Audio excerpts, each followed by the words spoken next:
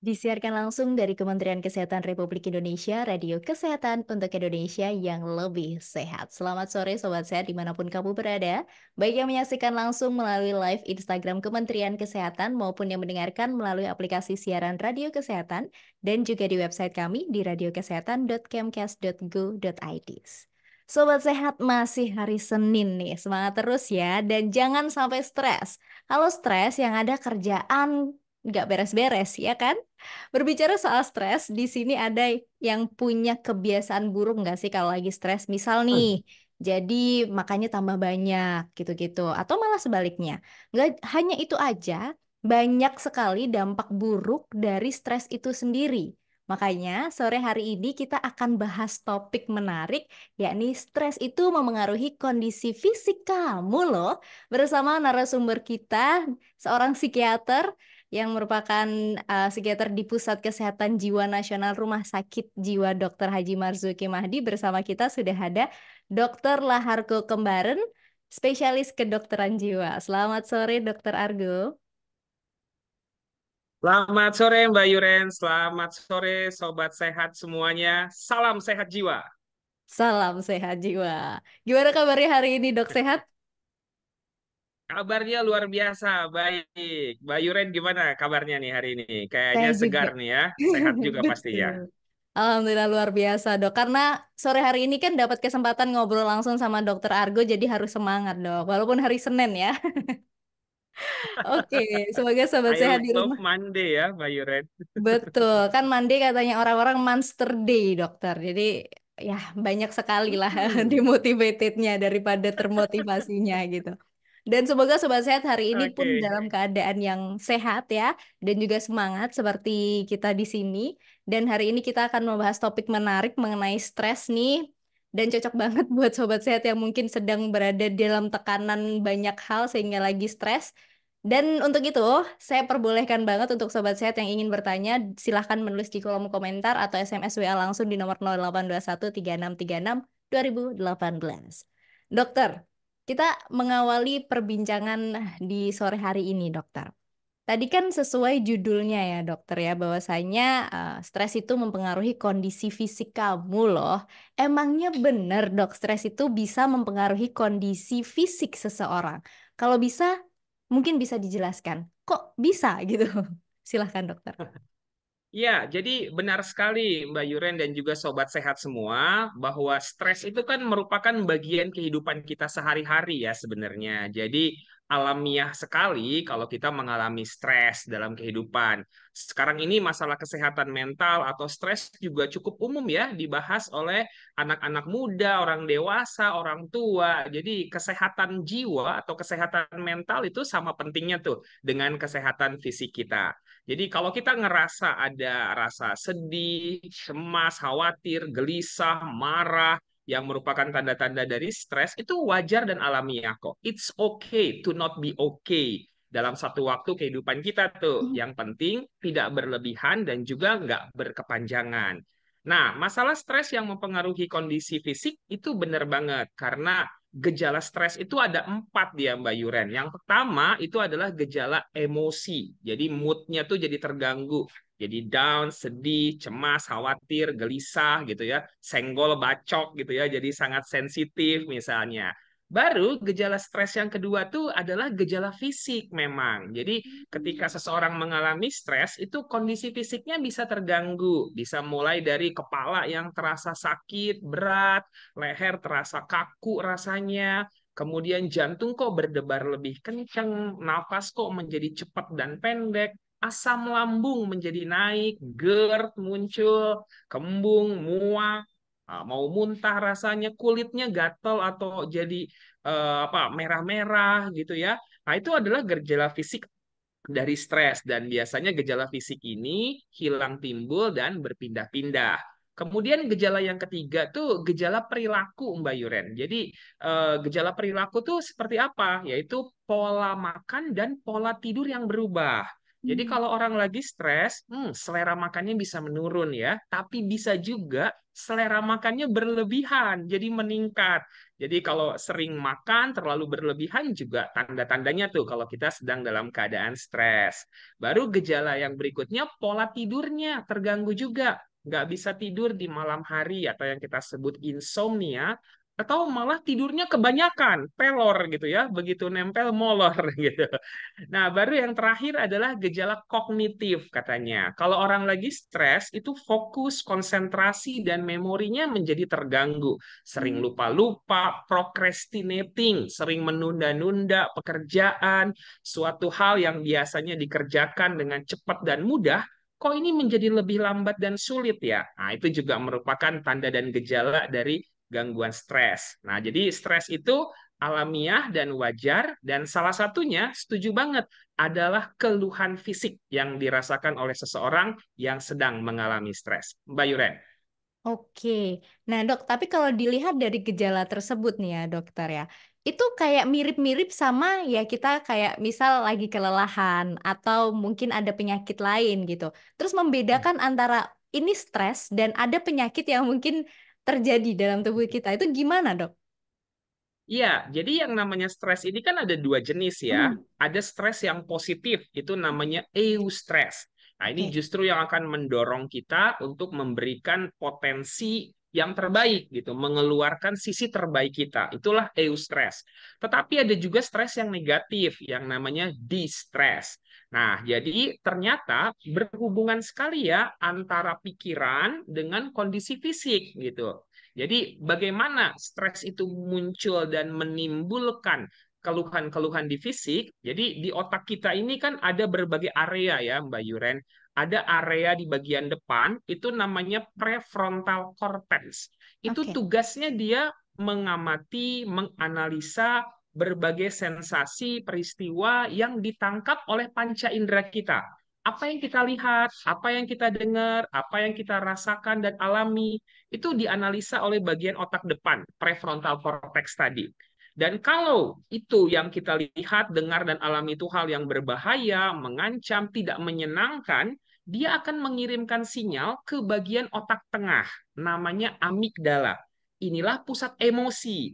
Nah, di pusat emosi ini akan dihasilkan satu hormon stres yang kita sebut kortisol. Nah, Hmm. kortisol ini hormon stres yang ketika didistribusikan ke organ tubuh kita, itu akan menimbulkan sensasi yang nggak nyaman. Seperti tadi, jantung jadi berdebar, nafas kok jadi pendek dan cepat, asam lambung jadi naik, otot-otot jadi tegang, kepala jadi berat, kulit jadi gatal dan kemerahan. Nah, itu penyebabnya bagaimana keluhan fisik bisa terjadi karena stres, adanya pikiran atau perasaan yang lagi nggak enak.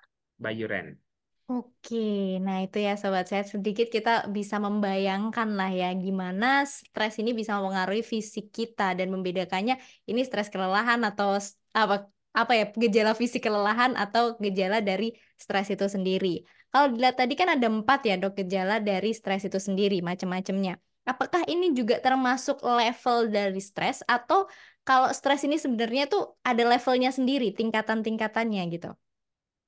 Ya, jadi untuk stres yang sifatnya ringan gitu ya, umumnya kita nggak terlalu merasakan atau kita bisa handle dengan baiklah dengan rutinitas yang biasa.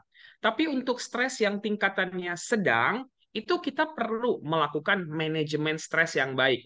Nanti kita bahas nih ya, gimana sih teknik manajemen stres agar kita terhindar dari stres yang kemudian berakibat dan atau menimbulkan konsekuensi yang buruk. Tetapi kalau stresnya itu berat, maka itu sudah mulai tuh mengganggu performance hidup kita. Aktivitas, produktivitas kita, relasi dengan orang menjadi terganggu. Jadi ciri-cirinya kalau stres ini sudah berada pada level yang lebih berat, itu sudah memberikan penderitaan bagi kita, sudah mengganggu relasi kita dengan orang lain, dan sudah membuat fungsi dan produktivitas kita sehari-hari menjadi menurun atau bahkan terganggu. Itu menunjukkan ini stresnya udah di tingkatan yang lanjut. Segeralah melakukan teknik-teknik manajemen stres, milikilah support system yang baik, dan kalau dibutuhkan, konsultasi ke profesional kesehatan jiwa untuk mendapatkan bantuan yang cepat dan tepat. Itu berarti ya tingkatan dari stress level seseorang ya dokter ya. Mungkin apabila sobat saya itu udah merasakan yang paling rendah saja kayaknya sudah perlu periksa ya dokter ya, berkonsultasi lah at least kepada tenaga kesehatan profesional gitu sobat sehat. Kemudian dokter tadi kan juga disebutkan ada beberapa tanda fisik ya dan gejala fisik dari seseorang yang mengalami stres. Ada makannya jadi entah selera makannya menurun atau malah bertambah gitu-gitu dong. Mungkin ada lagi nggak tanda fisik yang perlu kita waspadai kalau ini tuh juga salah satu tanda stres loh gitu. Ya, benar sekali. Jadi gejala-gejala fisik itu cukup banyak ya ketika orang itu sedang mengalami stres. Misalnya kalau di kulit nih, di kulit wajah munculnya jerawat. Nah, bukan karena faktor hormonal kita lagi PMS gitu ya, tapi muncul kok jadi lebih banyak ya. Itu menunjukkan juga tuh, itu tanda-tanda dari stres. Atau tadi otot-otot kok jadi tegang ya, jadi kaku nih gitu ya, jadi gelisah, nggak tenang rasanya, itu tanda-tandanya juga tuh. Ataupun beberapa hal yang lain, misalnya jantung berdebar lebih kencang, nafas kok jadi pendek, deg-degan terus, palpitasi, kemudian juga kulitnya gatal, kemerahan. Jadi seluruh organ tubuh yang kemudian mengalami sensasi yang nggak nyaman bisa menjadi satu akibat dari stres yang dialami. Dan biasanya kan orang akan coba berobat dulu ya, gitu ya, ke dokter umum, dokter spesialis. Tetapi ketika dilakukan pemeriksaan fisik, pemeriksaan laboratorium, pemeriksaan penunjang seperti laboratorium ataupun rekam jantung, bahkan sampai endoskopi, CT scan, MRI, tidak ditemukan adanya suatu gangguan yang bermakna. Nah, ini semakin menunjukkan bahwa ada faktor stres yang belum tertangani dengan baik yang menimbulkan keluhan-keluhan fisik pada orang yang mengalaminya. Atau Hmm. kita kenal biasanya namanya psikosomatik. Psikosomatik itu adalah keluhannya kerasa di fisik, tetapi penyebabnya bukan di organ tersebut, tapi aspek psikologis, aspek psikis, atau aspek kesehatan mentalnya. Mbak Yuren. Oke, itu Sobat Set. Mungkin bagi Sobat Set ada yang merasa kok saya udah berobat kemana-mana nggak sembuh-sembuh ya penyakit saya. Mungkin perlu dicoba untuk datang ke psikolog ataupun psikiater ya, dicari penyebabnya apa gitu. Karena siapa tahu tadi psikosomatik ya dok, istilah yang Betul disebut di sekali. dalam medisnya. Nah dok, tadi juga berbicara mengenai hormon, salah satunya hormon kortisol tadi. Nah, untuk hormon kortisol ini sendiri itu apa sih dok yang menyebabkan dia itu bisa meningkat? Dan kalau meningkat apa yang terjadi? Dan gimana cara kita untuk bisa apa ya menstabilkan si hormon kortisol ini sendiri? Ya, sebenarnya hormon kortisol kan hormon yang alamiah dalam tubuh kita ya. Dia dikenal memang dengan hormon stres karena dia membuat tubuh itu bersiaga penuh. Jadi ada suatu kondisi yang namanya fight or flight gitu ya. Misalnya kita dikejar anjing. Nah, itu otak kita kan langsung berpikir tuh tadi prefrontal cortex kita langsung berpikir, wah bahaya nih kalau misalnya aku dikejar, digigit anjing bisa luka, aku nggak mau. Sehingga dia akan kemudian memberikan sinyal ke bagian tadi amigdala dan akan dihasilkan tuh hormon stres yang namanya kortisol tadi. Nah, kortisol itu membuat jantung berdenyut kencang untuk memompa darah. Kemudian aliran darah juga menjadi lebih tinggi, otot-otot menjadi lebih tegang. Tujuannya apa? Supaya fight or flight, supaya kita bisa lari dan kencang, bisa melompati pagar, bisa menghindar dari hal yang berbahaya tadi. Nah, itu alamiahnya seperti itu. Tetapi sering sekali kita stres tuh karena hal-hal yang justru sebenarnya hanya asumsi, hanya perkiraan, hanya overthinking kita gitu ya. Pikiran kita traveling kemana-mana dan udah berpikir hal-hal yang negatif, netting gitu ya. Nah, sehingga jadi stres. Atau kita nggak punya kemampuan manajemen stres yang baik ya. Sehingga stres itu bisa berdampak kepada keluhan-keluhan tadi. Baik itu emosi, fisik, perilaku, dan juga kognitif kita. Mbak Yure. Oke, overthinking nih kayaknya yang paling sering ya dok terjadi di kaum-kaum sekarang nih anak muda apalagi. Nggak bisa tidur malam, overthinking. Nah itu yang menyebabkan stres kebanyakan. Kemudian dokter, apabila sudah merasakan tanda-tanda yang tadi disebutkan oleh dokter Argo gitu, entah baik secara fisik maupun tadi beberapa gejalanya, apa yang sebaiknya dilakukan oleh orang tersebut, dok? Apakah harus langsung periksa atau Hmm. cukup dengan ngobrol sama temen dulu atau bagaimana, dok? Nah, biasanya saya membagi teknik manajemen stres itu dalam 4 tingkatan tuh, Mbak Yuren. Oke. Kita belajar bersama ya. Yang pertama yaitu adalah validasi. Hmm. Penting banget memvalidasi perasaan kita. Oke, aku lagi sedih, aku lagi cemas, aku lagi marah, aku lagi gelisah. Nah, kita memvalidasi perasaan kita dan bukan kita membuangnya, mengabaikannya gitu ya, karena setiap perasaan itu real dan valid. Jadi langkah pertama validasi dulu perasaan kita gitu ya. Kemudian langkah kedua adalah ventilasi. Coba ventilasikan perasaan tersebut dengan melakukan journaling, menulis di buku harian, kirim chat ke diri sendiri gitu ya, atau apa namanya, bercerita kepada orang yang kita yakin dan percaya, dengerin musik yang liriknya relate dengan kehidupan kita. Itu bagian dari ventilasi itu. Baru langkah yang ketiga itu lakukan regulasi emosi. Jadi emosi tadi yang valid dan real itu kita regulasi agar tidak berlebihan, tidak berkepanjangan, tidak sampai mengganggu fungsi kehidupan kita sehari-hari. Bagaimana teknik regulasi emosi? Paling mudah misalnya dengan berolahraga gitu ya. Olahraga 30 menit jalan pagi, jalan santai, itu sudah membuat otak kita mengeluarkan endorfin. Itu hormon anti stres yang akan membantu regulasi emosi kita. Atau lakukan dengan butterfly hug gitu ya. Kita peluk diri kita sambil kita tepuk pelan-pelan, afirmasi diri, tenang, rileks, semua akan baik-baik saja. Atau bisa dengan teknik pernafasan, regulasi emosi. Ada namanya teknik nafas dalam, salah satunya nafas 4-7-8. Nah, 4-7-8 Apa ini, itu dok? tarik nafas dari hidung 4 detik, tahan 7 detik, kemudian hembuskan tiup dari mulut 8 detik. Hmm.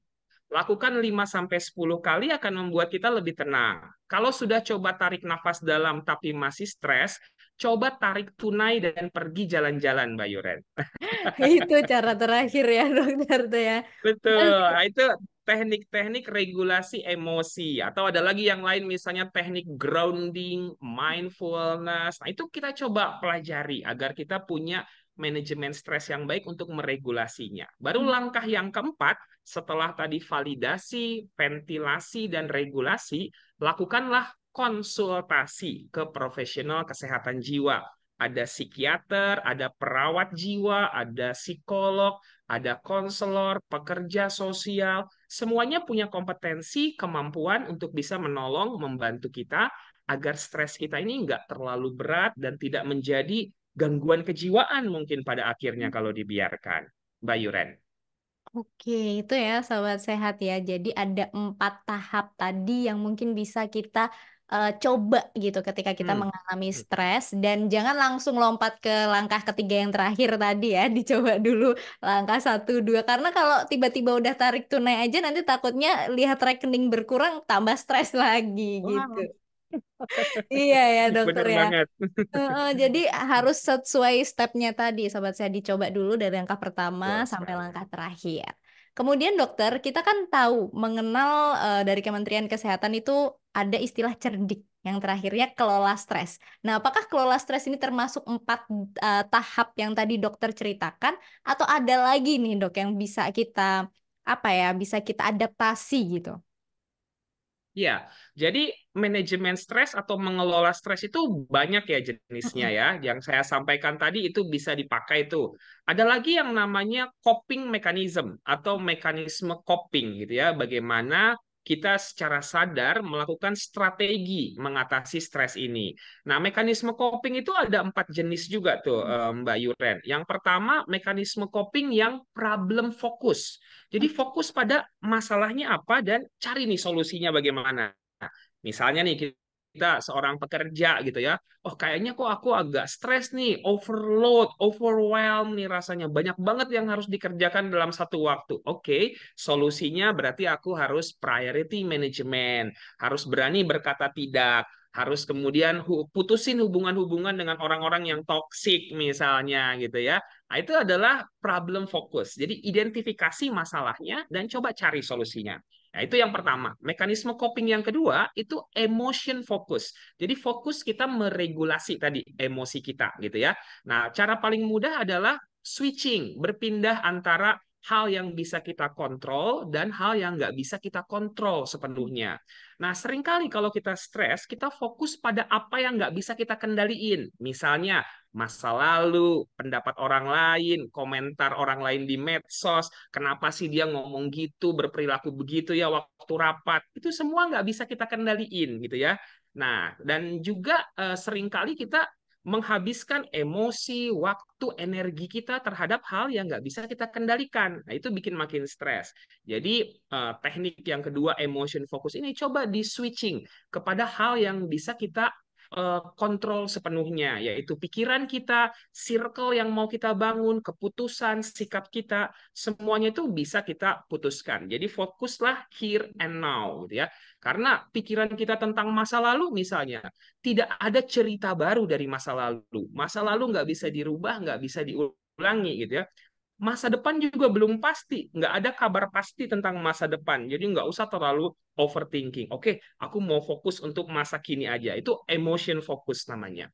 Yang ketiga itu adalah meaning focus. Jadi meaning focus itu coba lihat dari POV yang berbeda, point of view yang berbeda, sudut pandang yang lain, mindset yang baru. Karena seringkali kita berhadapan dengan satu situasi atau keadaan, kita ngelihatnya yang jelek-jelek aja dari situasi itu. Padahal dari sudut pandang yang lain, ternyata aku jadi dapat pelajaran ya dari sini.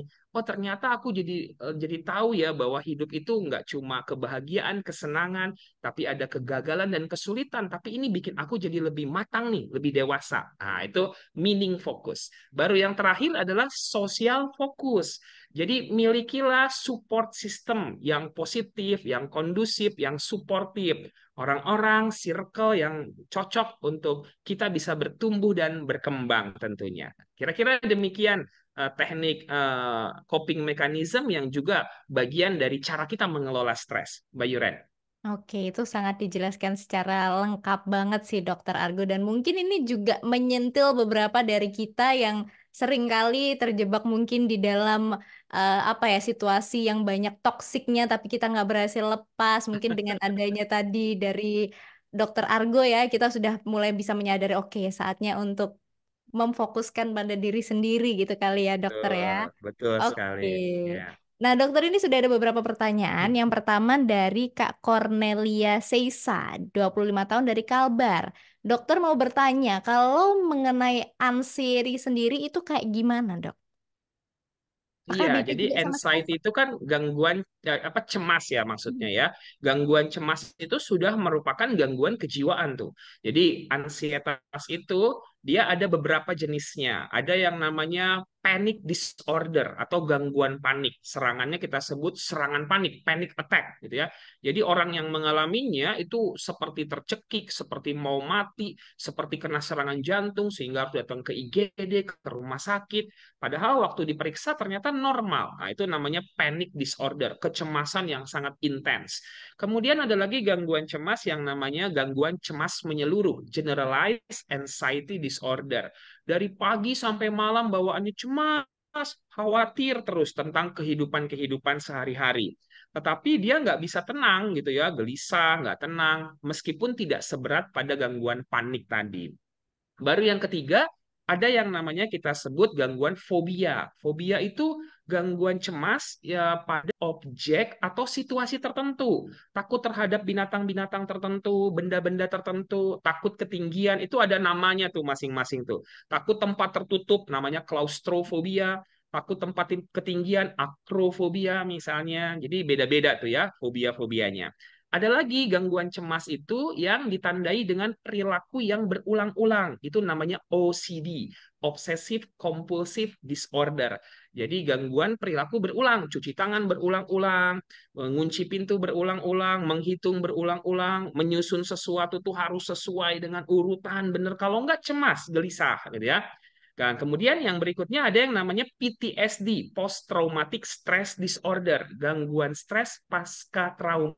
Jadi ada peristiwa traumatis yang pernah dialaminya, misalnya ada dibully, diperlakukan orang tidak baik, kekerasan fisik, verbal, seksual, dan cyberbullying misalnya, ataupun pengalaman-pengalaman kerampokan, kecelakaan gitu ya, itu menimbulkan efek cemas dalam bentuk trauma. Jadi yang bersangkutan mengalami kembali seperti mengalami kembali kayak flashback, dia berusaha menghindari dari sumber trauma dan ada kewaspadaan yang berlebihan, gampang kaget, numbing ya, moodnya jadi kayak tumpul, sensitif, gampang marah. Nah, itu gejala-gejalanya. Jadi itulah yang kita sebut sebagai gangguan cemas atau anxiety disorder, Mbak Yuren.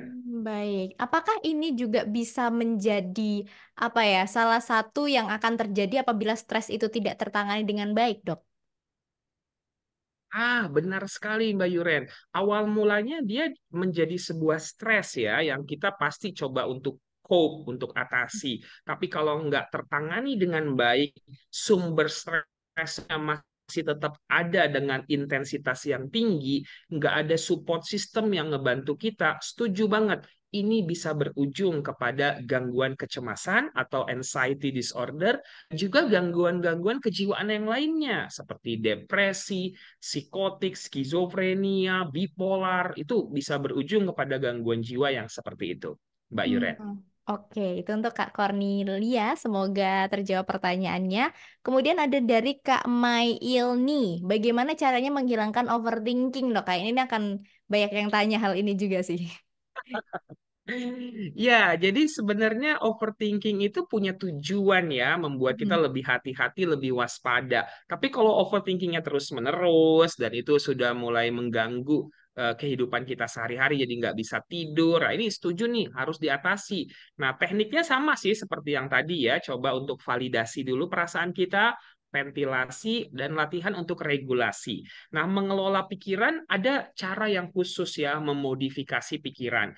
Kalau datang ke profesional kesehatan jiwa, biasanya kita akan dapatkan sebuah terapi itu yang namanya adalah CBT, Cognitive Behavioral Thinking kita, pikiran yang tidak rasional, itu menjadi pikiran yang lebih rasional dan positif. Karena apa yang kita pikirkan itu akan berujung kepada apa yang jadi kalau kita memikirkan hal yang negatif, yang jelek gitu ya, akan berujung kepada perasaan yang juga negatif.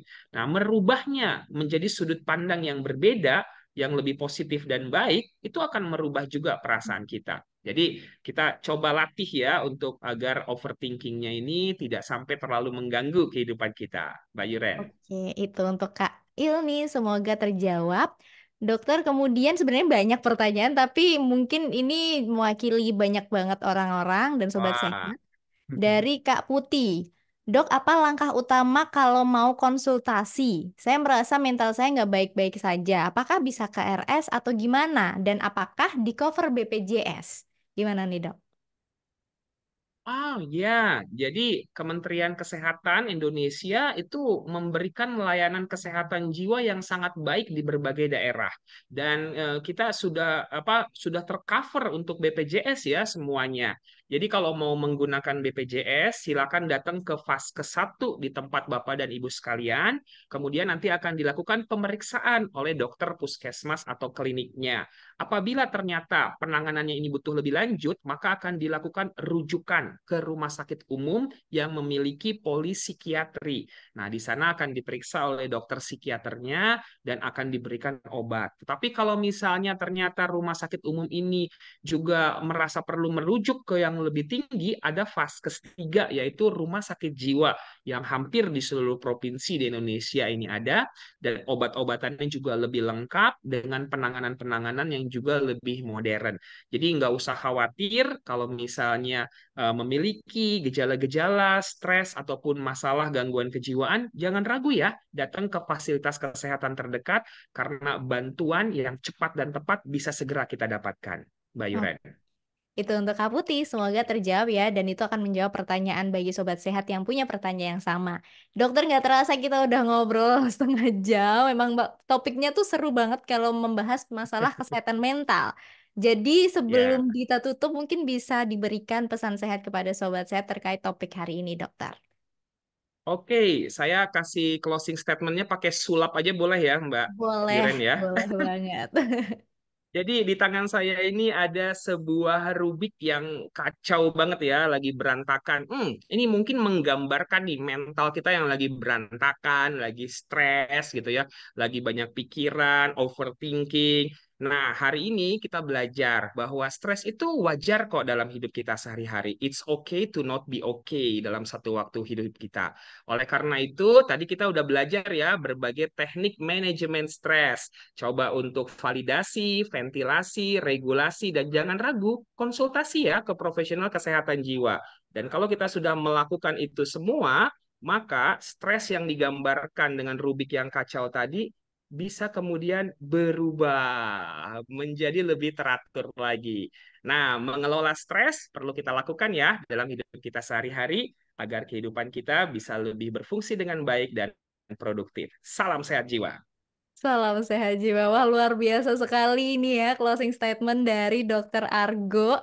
Jadi mungkin bagi sobat sehat yang saat ini masih ragu-ragu gimana ya cara ngelola stresnya, masih bingung tadi sudah dijelaskan step-stepnya, semoga bisa mulai diaplikasikan gitu. Kalau sudah sumpek banget, udah melakukan beberapa cara tadi nggak bisa, jangan ragu untuk konsultasi. Itu tadi sobat sehat perbincangan kita yang menarik ya mengenai stres itu mempengaruhi kondisi fisik kamu loh bersama Dr. Lahargo Kembaran, spesialis kedokteran jiwa. Terima kasih Dr. Argo untuk waktu, ilmu, dan informasinya. Sama-sama. Oke, untuk sobat saya terima kasih juga atas antusiasme yang luar biasa. Mohon maaf apabila ada pertanyaan yang belum sempat kita bacakan ya karena waktu kita terbatas. Nanti mungkin bisa langsung ke Instagram Dokter Argo yang akan kita mention di live Instagram kita. Nanti akan di-post ulang di Instagram Kementerian Kesehatan. Semoga topik hari ini bermanfaat. Mungkin itu saja yang bisa kita sampaikan. Saya Yura Aurelia dan Dokter Argo pamit undur diri. Sampai jumpa dan salam sehat.